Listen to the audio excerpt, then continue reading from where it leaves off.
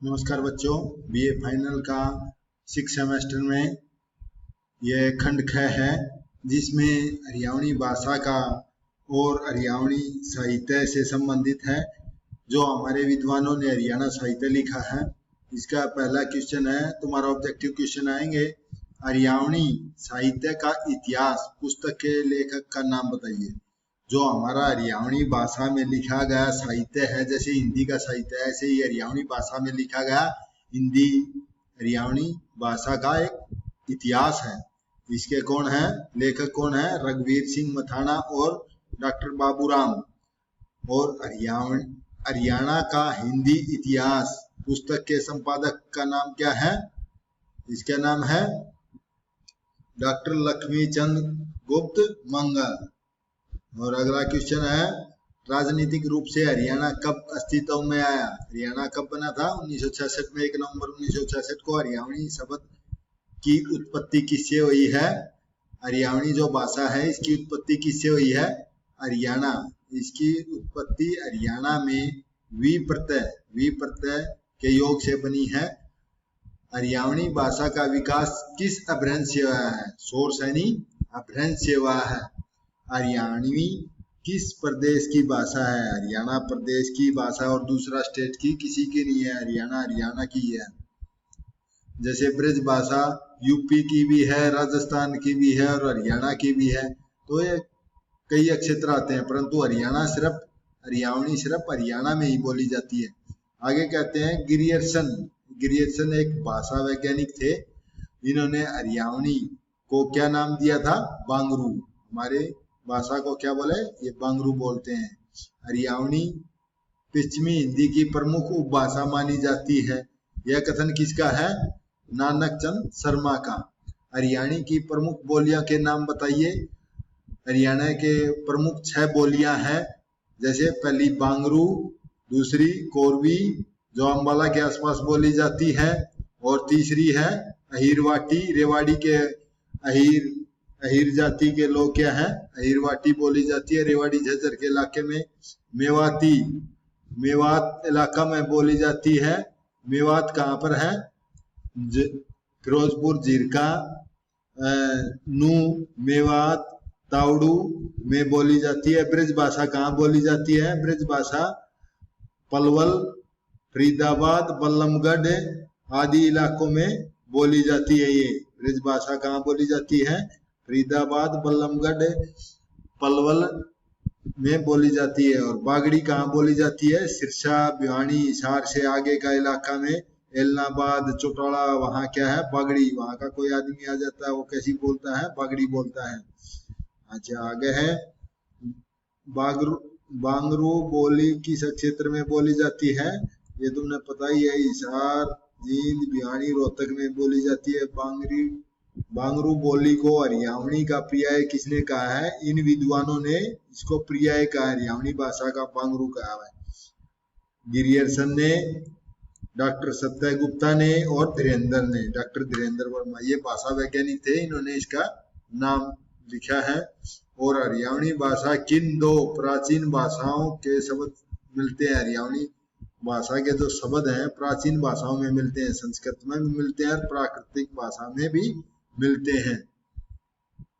अगला है, हरियाणवी भाषा के विकास में कौन सी 2 विद्याएं का अत्यधिक योगदान है? हरियाणा की प्रसिद्ध भाषा को किसने करी है? भजनों ने और सांगों ने। जो सांग करते थे, सांगों के नाम से ही हरियाणवी भाषा प्रसिद्ध हुई है। देसी बोली किसे कहा जाता है? बांगरू को बोली जाती है, जो हरियाणा रोहतक सोनीपत में बोली जाती है। इसे खड़ी बोली भी कहते हैं बांगरू को। हरियाणवी को किस बोली का पर्याय माना जाता है? कोरवी बोली को माना जाता है। कोरवी का अन्य नाम क्या है? अम्बालवी भी नाम है। अम्बाला क्षेत्र में, करनाल, कुरुक्षेत्र में बोली जाती है। डॉक्टर कैलाश चंद्र सिंघल ने कोरवी पर कितने शब्दों की सूची बनाई है? 650 शब्दों की सूची बनाई। उन्होंने छाट के लिखे हैं शब्द। अहिरवाटी बोली किन क्षेत्रों में बोली जाती है? रेवाड़ी, महेंद्रगढ़, नारनौल और झज्जर में बोली जाती है। क्योंकि अहिर कहाँ रहते हैं? हमने रेवाड़ी, महेंद्रगढ़ में रहते हैं, नारनौल, झज्जर में। अहिरी किन की भाषा है? अहीरों की। अहीरी जाति कहाँ रहती है? वहां रहती है। तो अहीर की भाषा है ये। अच्छा, आगे कह रहा है श्याम सुंदर दास ने अपने शोध प्रबंध में कितने शब्दों को अहिरी कहा है? 200 शब्दों में श्याम सुंदर दास ने कितने शब्दों को अहिरी शब्द लिया है?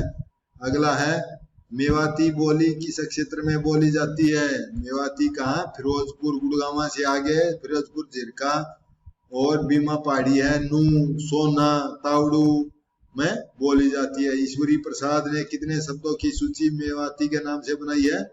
300 शब्द छाटे हैं कि ये मेवाती है भाई। अच्छा, बागड़ी बोली किस क्षेत्र में बोली जाती है? ये हिसार के पश्चिम क्षेत्र में बहल है, बहल वहां से शुरू हो जाता है, फिर सिरसा में आ जाता है, शिवानी और दबड़ा कला और एलनाबाद चौटाला, ये पूरे सिरसा के इलाके हैं, वहां के बागड़ी बोलते हैं वहां के लोगों को। और प्रोफेसर मथुरा प्रसाद अग्रवाल ने कितने शब्दों की सूची बागड़ी बोली के नाम से प्रस्तुत की है? 81 शब्दों की सूची करी है उन्होंने। हाँ, आगे है प्रश्न, ब्रज बोली किन क्षेत्रों में बोली जाती है? जैसा कि पहले बताया था, फरीदाबाद, बल्लमगढ़, पलवल, हसनपुर और ओडल में। ओडल ये क्या है? वहाँ यूपी से लगता हुआ इलाका है, वहाँ मथुरा आगरा का बॉर्डर है और वहीं पर क्या है? ब्रज भाषा बोली जाती है। तो वहाँ के लोग ब्याह शादी भी यूपी में करते हैं, वहाँ ब्रज भाषा बोलते हैं। ब्रज भाषा क्या है? कर्ण प्रिय है, मीठी भाषा है। ब्रज भाषा के प्रसिद्ध हरियाणवी कवि का क्या नाम है? सूरदास। सूरदास का जन्म कहाँ आया था? सिंही गांव में हुआ था। फरीदाबाद के बल्लमगढ़ के पास सिंही गांव था, फरीदाबाद के बल्लमगढ़ में। ब्रज भाषा की शब्दावली का मूल स्रोत क्या है? संस्कृत और शौरसेनी अभ्रंश। मूल स्रोत क्या है? शौरसेनी अभ्रंश है। हरियाणवी में सांग परंपरा का आरंभ किस शताब्दी से माना जाता है? 13वीं शताब्दी से भी माना जाता है, परंतु एक हमारे जो विद्वान है श्री राम नारायण अग्रवाल ने इन्हें 11वीं शताब्दी में पंजाब के मल नामक जाट, रावत नामक राजपूत और रंगा नामक जुलाहे ने मिलकर सांग मंडली बनाई थी। और आगे है, किसके अनुसार सांग 13वीं शताब्दी से अस्तित्व में आया? रामकिशन व्यास के अनुसार। रामकिशन व्यास ने कहा यह 13वीं शताब्दी से हरियाणा में आरंभ हुआ था इसका अस्तित्व, परंतु जो दूसरे हैं श्री राम नारायण अग्रवाल ने 11वीं शताब्दी से माना है। हरियाणा का पहला सांगी किसे माना जाता है? जो नारनौल का कौन था? ब्राह्मण बिहारी लाल था, गुजराती ब्राह्मण बिहारी लाल था नारनौल का। सन 1658 ईस्वी में किसने सांगों पर प्रतिबंध लगा दिया था? उस टाइम औरंगजेब का शासन था। औरंगजेब ने आते ही सांगों पर प्रतिबंध लगा दिया था। औरंगजेब की मृत्यु के बाद किसने सांग परंपरा को नया जीवन दान दिया? बाल मुकुंद गुप्त था। ये तुम्हारा कै बाग में बाल मुकुंद कवि नहीं है, ये अलग है, ये सांगी था ये बाल मुकुंद। अगला है, रघुवीर सिंह मथाना ने हरियाणवी सांग में कितने युगों में विभाजित किया है? कितने युगों में विभाजित किया है? 4 युग हैं। पहला कौन सा है? संक्रमण युग। संक्रमण युग की सीमा क्या है? 13वीं शताब्दी से लेकर 1750 तक। 13वीं शताब्दी से लेकर 1750 तक। और आरंभिक युग की समय सीमा क्या है? आरंभिक युग की है 1750 से लेकर के 1850 तक। और उत्कर्ष काल की समय सीमा क्या है? 1850 से लेकर 1950 तक। और आधुनिक काल की समय सीमा 1950 से लेकर अब तक की आधुनिक समय सीमा है। संक्रमण काल में सांग कला के क्षेत्र में कितने क्रांतिकारी परिवर्तन किए हैं? किशनलाल भाट था जिसने क्रांतिकारी परिवर्तन किया। किसे सांगों का पितामह कहा जाता है? ये इंपॉर्टेंट पर्सन है। ये किशनलाल भाट को सांगों का पितामह कहा जाता है। और किशनलाल भाट का समय कब आरंभ होता है? 1930 ईस्वी में। और सांग कला का प्रारंभिक युग कब से आरंभ होता है? सांग कला का आरंभ 1750 से 1850 तक ही पहला युग था। प्रारंभिक युग में सर्वप्रथम किसने सांग परंपरा को आगे बढ़ाया? सादुल्ला कौन था? मेवाती था, यो सांगी इन्हें बढ़ाया था। सादुल्ला नाम है इसका, सादुल्ला। मेवाती जन कवि होने का गौरव किसे प्राप्त है? सादुल्ला को। सादुल्ला को जन कवि होने का गौरव प्राप्त है। सादुल्ला ने मेवाती भाषा में महाभारत की रचना की है, तो उसका क्या नाम था? पांडुन का कड़ा। पांडुन का कड़ा, महाभारत को क्या लिख दिया उसने? पांडुन का कड़ा। अगला है हरियाणा के दो प्रसिद्ध संगीतकारों और शामकारों का नाम लिखिए। कौन थे? लक्ष्मीचंद और दीपचंद बामन, दो थे प्रसिद्ध हरियाणा के। सांग परंपरा आगे बढ़ाने में बंसीलाल सांगी ने 3 प्रसिद्ध सांगों का नाम बताइए। उनके 3 कौन कौन से थे? गुरु गुग्गा, राजा गोपीचंद और राजा नल था। उत्कर्ष युग की समय सीमा क्या थी? 1850 से लेकर 1950 तक। सांग साहित्य का स्वर्ण युग किसे कहा जाता है? उत्कर्ष काल को स्वर्ण युग कहा जाता है। 1850 से 1950 में किसका काल था? लक्ष्मीचंद और मेर सिंह, जाट मेर सिंह का था, मेर सिंह फौजी। और अगला है उत्कर्ष काल में सर्वप्रथम किसके सांगों ने धूम मचाई? अली बख्श के सांगों ने सर्वप्रथम धूम मचाई। अली बख्श के सांग अधिकतर कहाँ होते थे? रेवाड़ी क्षेत्र में होते थे। अगला है योगेश्वर बालक राम द्वारा रचित 2 सांगों का नाम बताइए। पूर्णमल भक्त और निहाल दे नर सुल्तान था। अहमद बख्श थानेसरी द्वारा रचित 2 सांगों का नाम बताइए। रामायण और जयमल फत्ता। अगला है ताऊ सांगी द्वारा रचित सांग का नाम क्या है? रुक्मणी का विवाह। रुक्मणी का विवाह किससे हुआ था? कृष्ण से। किशनलाल द्वारा रचित 2 सांगों का नाम बताइए। मोर ध्वज और हरिश्चंद्र। वास्तव में सांग विद्या को सही रूप किसने दिया था? पंडित दीपचंद ने। दीपचंद बामन ने। सिंह जो सांग परंपरा थी उसको सही रूप किसने दिया था? दीपचंद ने। इसीलिए इसको हरियाणा का कालिदास भी कहा जाता है। दीपचंद द्वारा रचित पहला सांग कौन सा था? सोरठ।